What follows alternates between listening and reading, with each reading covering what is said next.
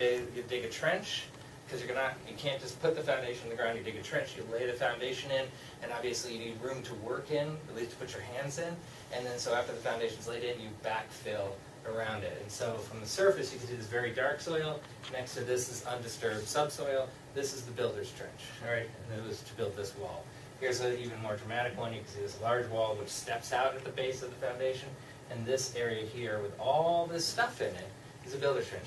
These are exciting to find because when you're building a house, there's a lot of stuff, a lot of activity going on, and so a lot of artifacts could be around, and then they just sweep it all up to get rid of it because it's a hole in the ground, and you never know. You find something that's a very dateable artifact that gives you a really good date for when the building was built.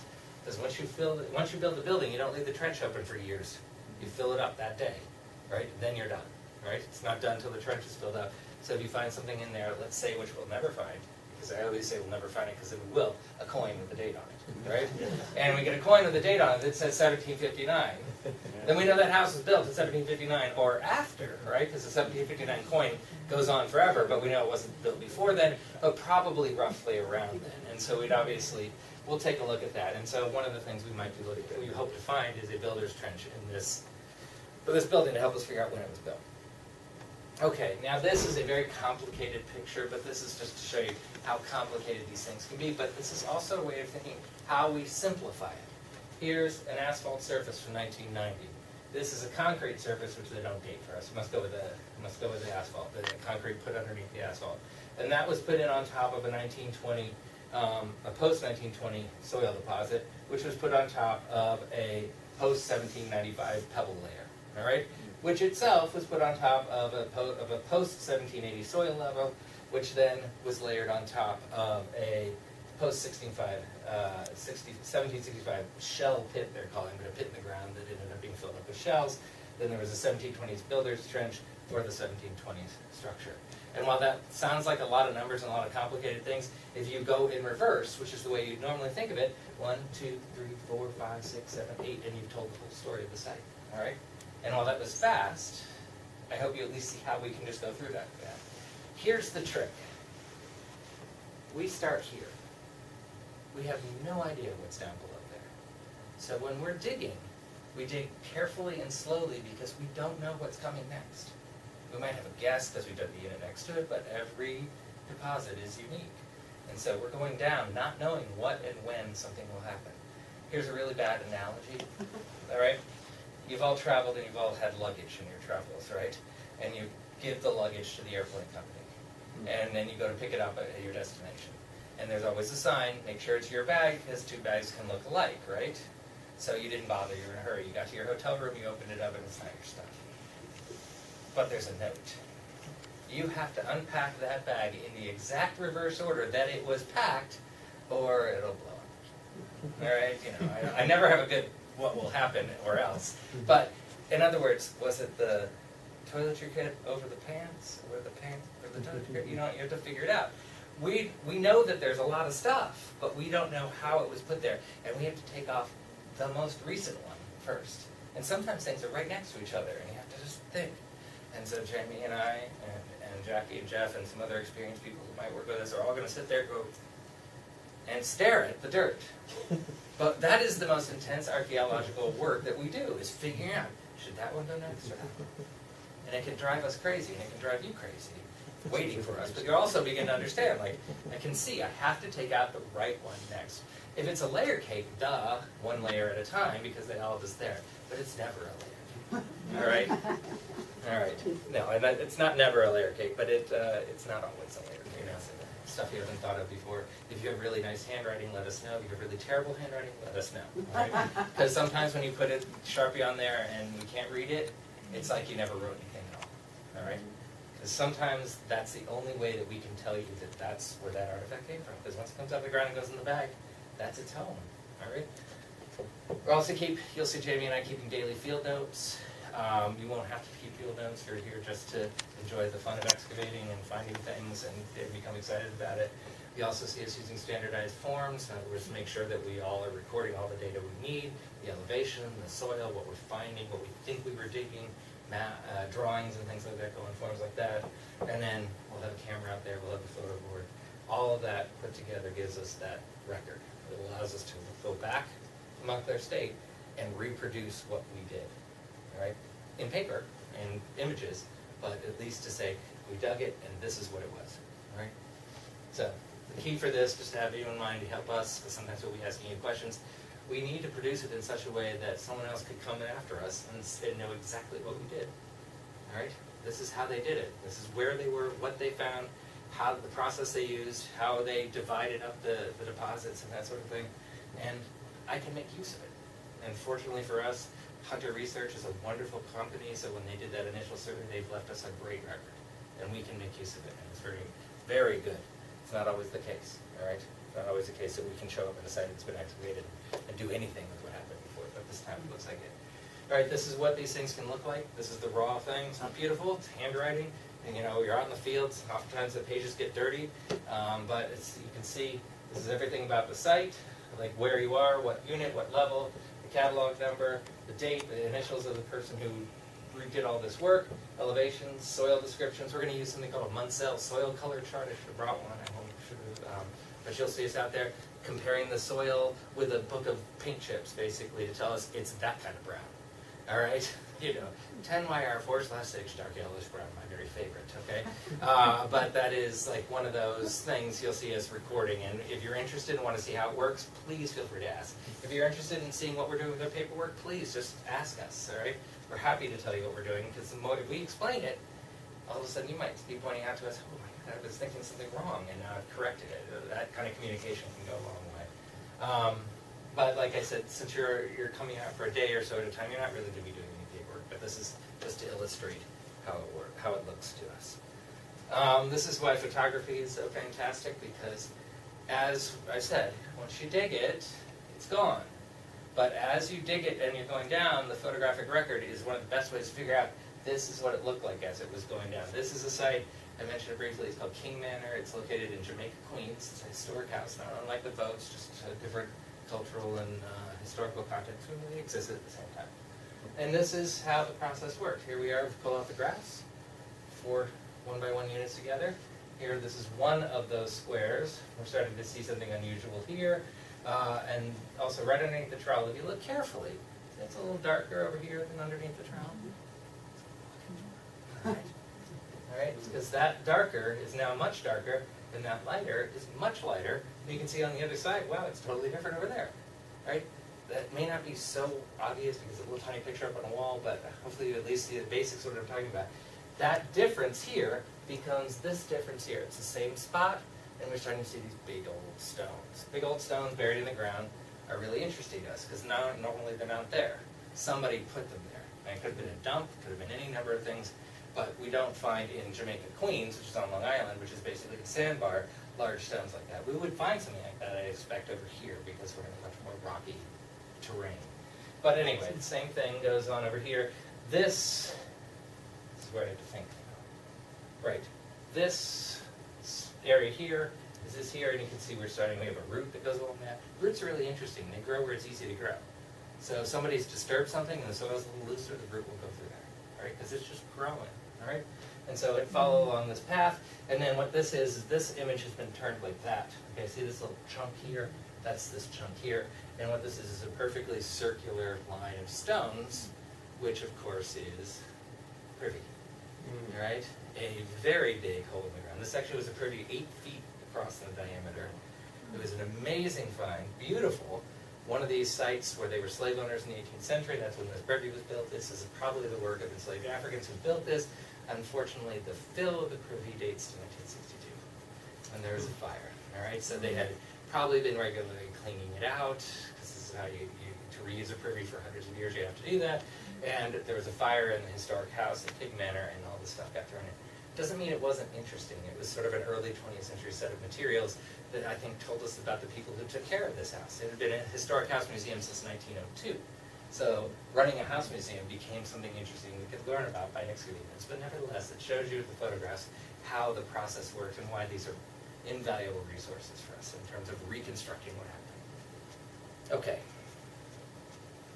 So what are you going to be doing? Excavating? Screening or sifting? Bagging artifacts? Washing artifacts? Artifact sorting and identification.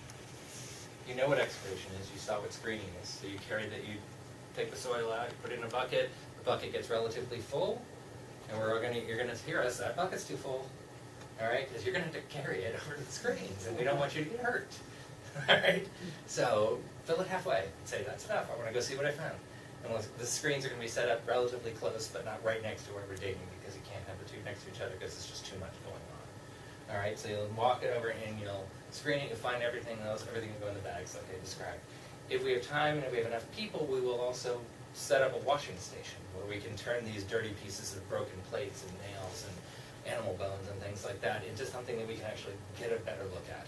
And we will set up, and this is tubs of water, toothbrushes, and some place for everything to dry for the afternoon. All right, so this is a very helpful and necessary step, and hopefully we'll do a little bit of it to help Jamie and I not have to do it all when we go back to university. And then figuring out what we have, what kinds of materials: ceramics, glass, metal, bone, architectural materials, and more. And we divide it all up, and we start figuring out not only what we have, how much of all these different kinds we have, and what kinds of them they are. As you can imagine, there's lots of different kinds of ceramics. Think of how many you have. You have your plates, your cups, your bowls, and all the other little miscellaneous things. We've had that in New Jersey since the middle of the 18th century. People have a whole range of ceramic types. And actually, Frank in the room right here knows a whole lot about them. He's excited to help us do more of them. But if you're working there and you're like, hey, what's this? Frank might be someone you could ask, but you could also ask us. Because some of it might be really pretty stuff, and you look at it and you're like, that's really neat. And that's what I hope you have the chance just to say to yourself, wow, this is really neat. To see what we find, see how we're doing it. Okay? We're also going to ask everyone who's working with us. I think we already know that when you sign up for a day, you're working for the whole day. So from 10 to 3, is that our hours? All right. So it'll help us with setup. It'll help us with breakdown. So this will mean so that when you come to the site, everything's put away from the night before. We're going to bring it all out. We'll set it up. You'll be instructed how to do that. Help us set up. We have shelter, set up the screens, open up the units and all that kind of stuff, and then break everything down at the end of the day. Being part of us, working with us means you're working with the team, and so we need you to play nicely with others and play nicely with us and make sure that everything gets done, and not leaving just Jamie and I to close everything up every day. You might also be asked to explain what you're doing to visitors. I'm not sure if any visitors will come by, but if they do, or if you would like to invite someone to come by while you're working, especially if it's someone you've invited, we want you to feel comfortable to say, here's what we're doing. Because, you are an ambassador of what we're doing, and as you're going to see, we're going to have a lot of thoughts in our head, and it's not necessarily easy to turn that off and present the site to someone, because we're trying to say, because people show up at exactly the time that we are sitting there looking at the dirt. And then someone comes in, and they start talking into your ear, and as much as you want to say, hey, oh, hi, welcome to the site and everything, it would be really nice, especially if it's someone, you could just sort of explain a little bit about what you know. Don't tell them things that you don't know. Feel free to say, I don't know. But when Professor Matthews or when Chris, you should call me Chris, or when Jamie has a moment, I'm sure they can answer your question. But you should feel free to walk them around. Once you're out there, we'll show you how to walk through the site so you don't step on the wrong things, get hurt and things like that. We'll have designated pathways so that it's safe for everyone. But we want people to feel welcome. So we need you to help them do that. So be a good host, all right? Okay, a lot of words on this, but this is coming out of a field manual that I use. And it's a field manual that Jamie and I are trying to update for this particular site that we're going to send to everyone through your email as a PDF form. All right. So this will give you, if you're really excited about this kind of detail, it'll give you lots and lots of detail. But this is it in a nutshell. All right. The key to a successful excavation is to remove the archaeological deposits entirely without taking any part of any other deposit. Archaeological deposit, like I mentioned before, is one set of sediments, soil artifacts, inclusions that go with that are a single unit. If you remember that one slide where we had the sterile earth and the charcoal and shell and the sandy clay and that kind of stuff, each one of those levels is a deposit. We want to take all of it out at once and not take any of the others with it. All right? That's ideal. If we ever get that, that means we've done more than is actually humanly possible, but it does, in a nutshell, is our model. All right? Each deposit is distinguished from the others on the basis of its observable characteristics. In other words, there's no chemicals that we pour in it to say, oh, it's this or that. It's just what it looks like. All right? These things are color, texture, compaction, and content. Color of the soil, I talked about the Munsell book. All right? Texture, how it feels. In a nutshell, you have two extreme sediment types. Sand on one end, clay on the other. Sand is very large grain, clay is tiny. And all the soils in between. All right? If you're at the beach, you pick up sand, it flows through your fingers, it's because it's loose and the grains are compacted together. If you have clay, if you have Play-Doh, right, it holds its form. And that's because of the different grain sizes, as well as other factors like moisture and things like that. But for the most part, that's the key to the different textures. And if you have something like topsoil that you buy at Home Depot or something else like that, that's in the middle because it has all sorts of different kinds of soil in it because that's what the topsoil should have. Different kinds of soil can often have different nutrients and things like that. But you don't need to necessarily know the distinctions we're using, but we might ask you, what's the texture like? And you can say it's a little sandy, or it's a little clayey, and that might change and the color might not, and that's something we need to pay attention to. Compaction, how hard down is it, all right? A fill is going to be loose, right? Like that root grew around the privy, it's loose soil. Something that's just gone there naturally over decades and centuries, grows very, very slowly as sedimentation comes down. It's going to be compacted. Every rain compacts the soil. Every snow compacts the soil as it's pushing down on it. Not because it's pushing down with a great deal of force, it's just the water, it's displacing any air that would have made it loose. All right, and so a very long period of time. Or walking over it for 50 years. Maybe we come across a path between the ancillary house and the main house. But it might only be evidence to us because there's not a lot of artifacts because people don't leave things on their path. They keep them off to the side. And the soil where it is, that doesn't have a lot of, it's very compact. That might happen. And then content. What's in it?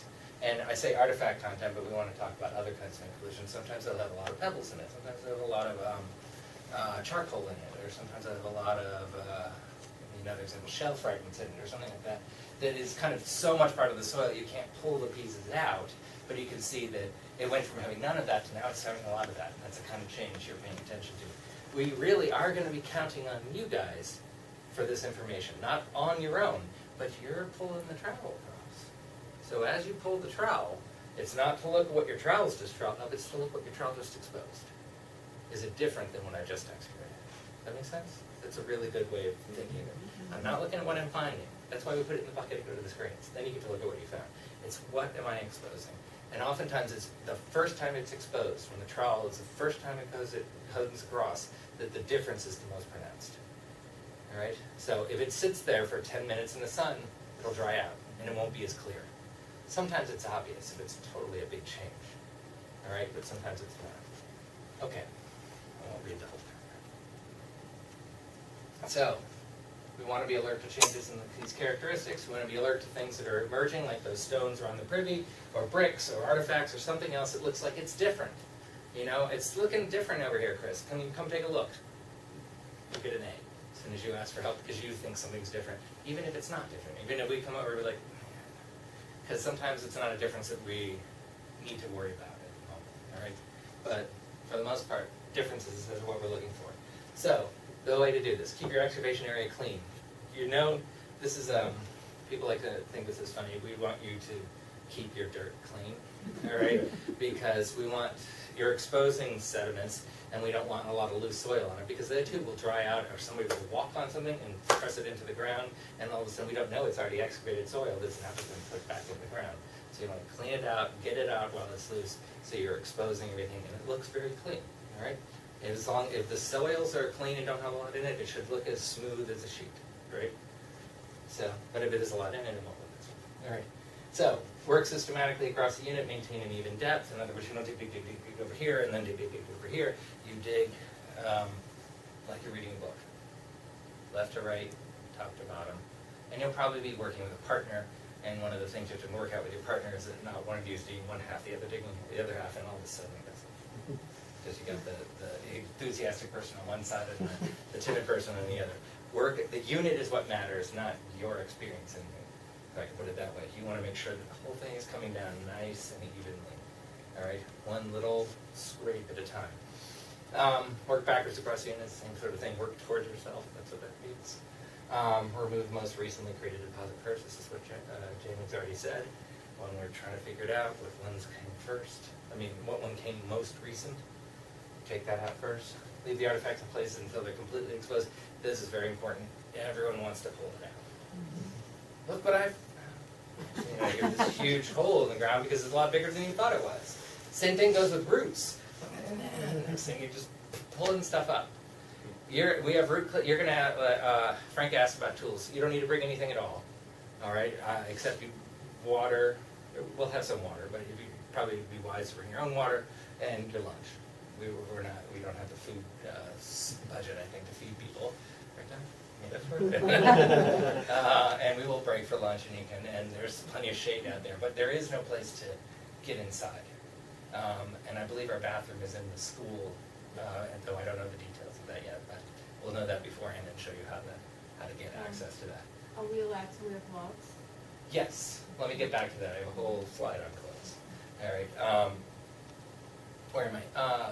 So we have root clippers. Like next to your unit, you'll have your trowel, your bucket, your dustpan, root clippers. What else do we have over there? The line level, string sometimes, all sorts of things that are off to the side.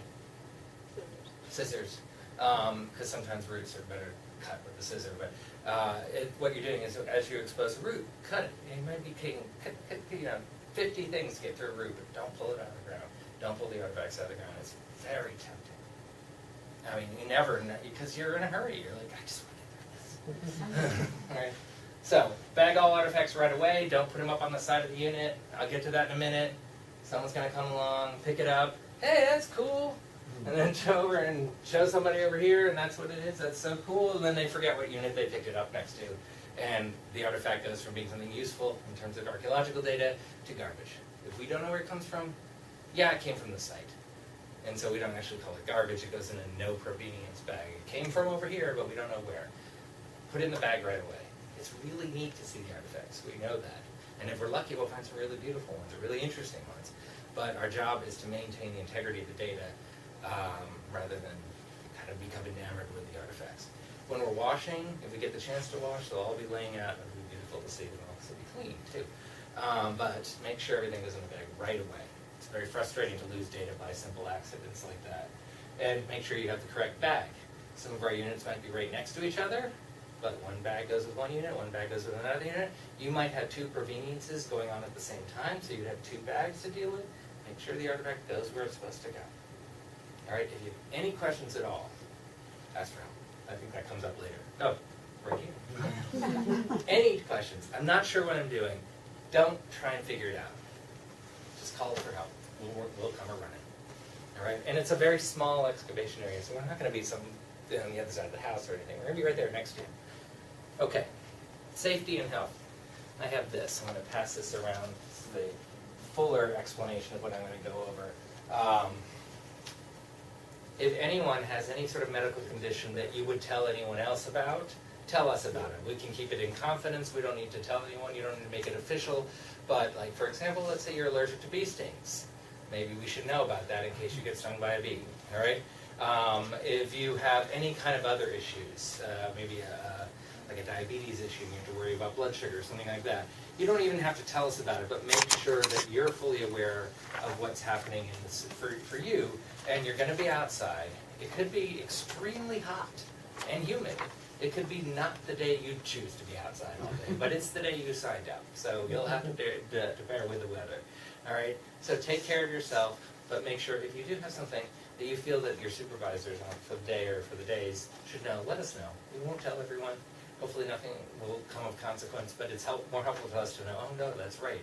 He or she has a particular issue with this and something's happening, so we can help you get help. All right? Staying hydrated and eating healthy, right? We'll have water, bring Gatorade, bring Powerade, or whatever else makes you hydrated. Eat a good breakfast, you'll be outside, bring a good lunch, so you get enough calories, but not too much. All right? Whatever you're adults, so you take care of your body as you would, but as for a little bit more extreme than most of you normally go through in a day. All right? Take breaks and allow yourself to recoup. One great schedule is I've dug, I've screened my bucket, I'm going to take a break. And there's, find some shade, drink some water. We're never going to say, hey, you're a lazy bum, why aren't you working? And if we do, we'll be joking. All right? So, if you're just feeling tired and you feel like you need a little bit more of a break, or if you're like, I got to go, just let us know, okay? We have a first aid kit, very basic. It's your Band-Aids and your ointments. Nothing that's gonna save a real problem, but we'll have that. It'll be right near where we're working or relatively close, and you'll feel free to just go right to it. You don't need to worry about it. If you cut yourself and you're bleeding all over the place, just go clean up and take care of it yourself. If you need help, let us know, all right? You probably won't get cut, but you might. You might run into some a pricker bush, like Jeff today, who found himself eaten alive by a pricker bush out there. But that was a garbage piece of bush that was sort of left at a place. It's not, we're not digging around prickly bushes, so you don't have to worry about it. Or a trowel, something might hurt you. If you really do, like, snip the end of your finger off, which you're not going to do, make it known so we can get you to where you need to go immediately. Yeah, exactly. If it's looking like this, let us know. But, little things, just take care of it yourself. One of the things people are always worried about, I'm getting all dirty and I got this cut. It's fine, just shove some dirt in it isn't always my answer. It actually stops the bleeding, and most dirt isn't going to cause an infection. If you're bleeding and it's just that a Band-Aid's not going to work anyway. If it's a part of you that you're using, the Band-Aid's going to fall off, and then you're going to dig up a Band-Aid, and everyone's going to freak out. In case of emergency, let us know, right? And in the off chance I can't be found, of course, because you're adults, you know this, call 911 and they'll come if we need it. Obviously call them and let us know, but you're not going to not have us. Jamie and I are going to be right there, all right? The handout I gave you talks about, I think that's my next slide, yeah, Mother Nature's cruelty. Sunscreen, a must. I have a huge thing, but bring your own. Mine is like industrial, so it's not good for your skin like others are. But it is going to keep the sun from burning your skin. Hydration. This is the keys to having a great day, and for those who are coming for more than one day to be able to come back. You will be tired. No doubt about it. You will want to go to bed earlier than you wanted to in a long time. And that's fine. Go to bed early, and if you're coming back the next day, you'll be better for it. Don't plan on doing something that night, like going to see the opera or going out with your best friends to the local drinking fountain. Yes, all right? It's not going to mix well, all right? Like I said, this is not overly strenuous work, but you're kind of outside all day, more so than you used to. All right, poison ivy, we saw some on the site, but not a lot, all right? These are 3, let it be, you know the rules. There's more in the handout about how, if you're unfamiliar with poison ivy. If we see it, we'll make sure everyone knows, because I certainly don't want to get it. I get it real bad. Ticks, I saw a tick walking on me today out there, so they're out there. It was walking on me as opposed to burrowing into me. But nevertheless, check yourself regularly. If you feel something creepy, crawly, just make sure if it's a tick, get it off of you. The tick I saw was not a deer tick, but they might be out there. So this is let me put it this way, it's a risk you're taking by being exposed. Ideally, you'll be fine. And bug spray I should put up here doesn't really keep the ticks off as much as you'd like, but it does kind of help. And it will have some, but bring your own if you'd like. I'll definitely have some. Yeah, we'll definitely have some. Jamie's not into ticks at all. All right, and then especially at night when you go home and to shower, that's the place. Just check yourself head to toe. All right, and make sure that there's nothing hiding in a place you don't want anyone to hide. Okay, dress. Back to your question. Dress appropriately. It's a vague statement, but you kind of know. You're grown-ups, right? We're going to be outside all day. Don't wear your parka.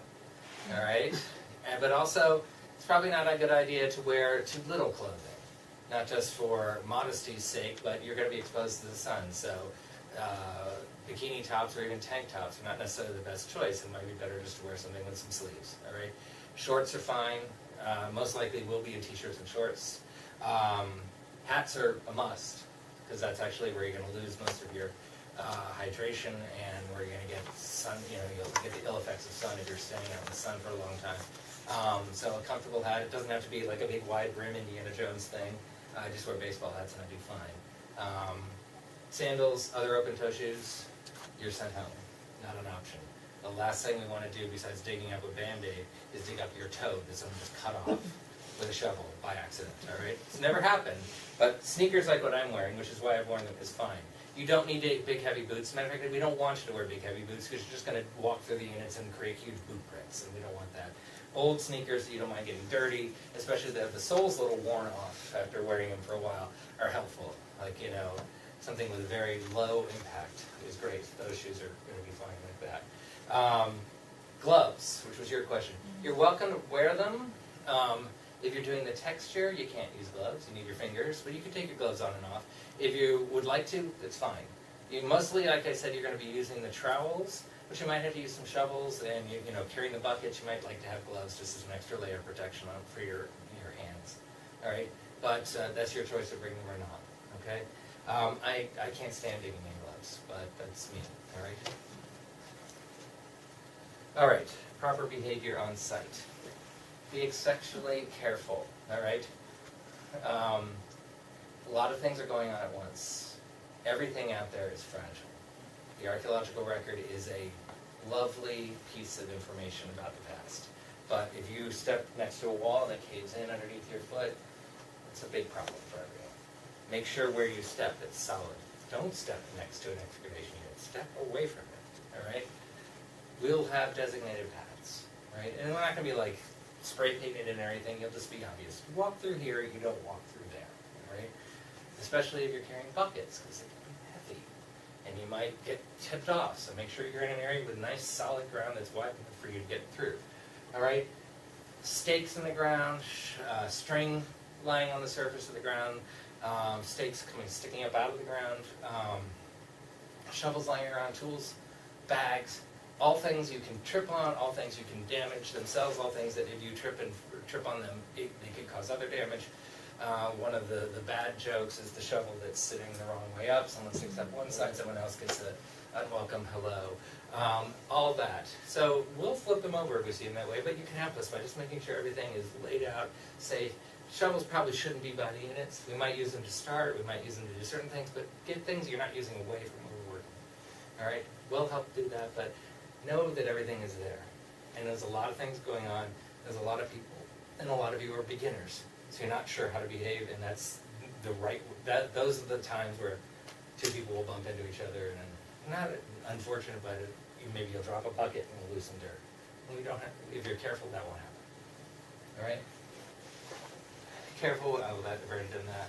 But also, no pointing around with your trowels. Remember, it's a piece of solid metal, and it can really hurt if someone gets nailed with it or anything like that. Just be very careful with all of that. Put things down. Restrain your behavior. Keep it close to yourself, all right? Not for interpersonal reasons, just for making sure you're not going to accidentally. I gesture a lot, and I will smack somebody. I know it, and normally they tolerate it because they think I'm the boss. But that's usually the only reason they tolerate it. Okay, watch where you're walking. There's all things to trip on. Here, yeah. If you need to leave, don't just go. Let us know you're going. I'm tired, I can't do it. I just got a phone call. Let me talk about phones in a second. And I gotta go. Kid, mom, sister, something happened, I gotta go. Just let us know so we can know that you're gone and you didn't just like wander off. And we're like, where did they go? You know?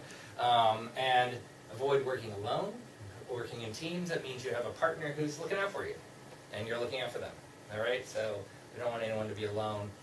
If we have like an odd number, we might put you in something by yourself, but we'll put you next to somebody else and maybe call the three of you a team or something like that. We'll figure that out.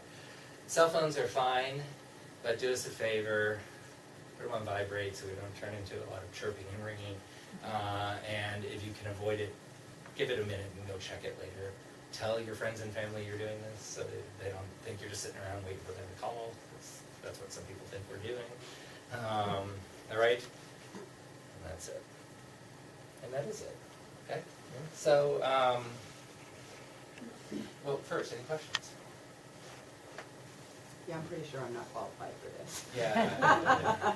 Anyone is qualified. That is for sure. Anyone can do this. It's just knowing what's coming. It's helpful. So, you shouldn't feel that way, is all I'm saying.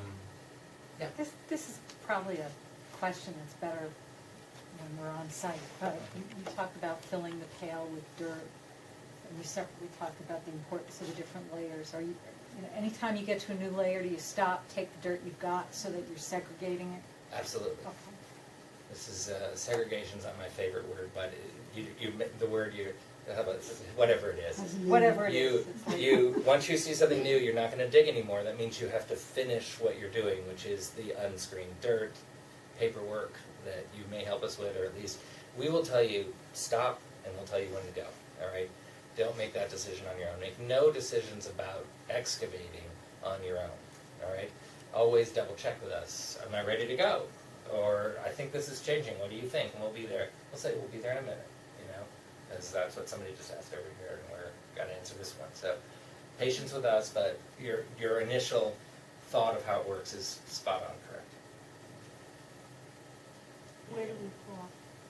There's parking in the school parking lot. Can you describe it a little bit for folks? Yes, it's the Clinton Township Middle School. So if you go in the driveway, past the roadhouse, go in the driveway down towards the school, and where the old hay barn used to be, the white hay barn, on the left, there's 15 parking spaces. You can park in there. Okay? You actually park anywhere in the Clinton Township Middle School parking lot, but that's where we prefer you parking, is on the left there as you go in a big square lot. And we'll just walk up. And there's the hill. 15 spaces or more so, and then just walk up to the excavation site. If I have it right, you're saying there's 15 spaces that we can use, but there's not specific spaces. Any of the spaces are fine, but once we hit 15, we've used too many. But probably that won't be the case. But they'll be anyway. okay with it. But we have designated 15 spaces. That was part of making this lot a separate lot from the middle school, that the zoning board set aside 15 spaces for us. So those are ours. But they're not marked out or anything, but we do have that much space. The Clinton Township Recreation Summer Rec will be going on also there, so there will be people pulling in, and that's why I said don't use the parking lot on the right there. People will be pulling in, dropping off kids and picking up and stuff. And the school will be open because of the recreation department program. And you said you were going to put some signs or to help you Yes. find your way down there. So I'll put a sign, little tent sign out by Gray Rock Road, just to send you into then I'll put a post sign down directing you into the parking lot, the square parking lot behind where the white barn used to be. So that you'll be able to find it. And we dig if it rains. Good question. We should have everyone's email from when you signed up. If it is a clear downpour of a day, we might cancel, but we will let you know in the morning. All right? Everyone's from around locally? No? How far? Okay, so we'll let you know by 9 a.m. since we start at 10. So it might be a good idea if it looks like it's a rainy day, just check your email, at 8:45 and make sure there's not a message. And you can help me access these emails or well, you and I can talk that too. Scott, you have everyone's No, email and phone it number? very rarely rains this time of year, and if it does, it usually rains later in the day, so Yeah. we don't tend to lose a lot, but you never know, so. Because we cannot dig, we can't even wash because we don't have any indoor space to do that in, if it's a real downpour. You can't dig because it just turns to mud, and that's the last thing. Will there be some kind of follow-up thing, so we can know, like, after it's all done? like- Oh, yeah, first we have Jamie's master's thesis, which are now first, probably before then, Yeah. we would do something, but that's a good question, Don and I, and everyone involved in the house, we can figure out a way to at least keep you updated, maybe it's posting some stuff on the website, or maybe finding a way to have a display somewhere. That would be great, so, but yeah, because you'll want to see your work, right? Or somebody else's, just Yes. whatever, Yeah. whatever was. Absolutely. And there will be a presentation that we're going to be doing. Oh, yeah, I'm going to be doing it, and Michael Margulies, the architect, will be talking about the house and the architecture, and Chris will be talking about the archaeology. It's part of the Hunterdon County 300th celebration on October 5th. It's already on the calendar there, on October 5th. It's going to be taking place at Clinton Township Middle School in the cafeteria. And the time is there, I think it's probably around 1 o'clock in the afternoon, something like that, on October 5th. but So you're already that will part of be this, so on the we'll- history, the architecture, and the archaeology of the Vought house. So you'll have the pleasure of watching us each try to talk for 10 minutes or less. And then there will be tours of the house as well. So you have a chance to go through the house. So we'll aim to have And then maybe we'll- something on display. We'll go like through in the cases. house in groups of, he's talking while I'm talking. We'll go through the house in groups of 10, so then, be able to see the archaeology, be able to explore more with Michael Margulies, the architect, and myself, so the other aspects of the house. So watch for that October 5th. It's on this 100 and 300 calendar already. Okay, So, great. yeah, it'll be fun.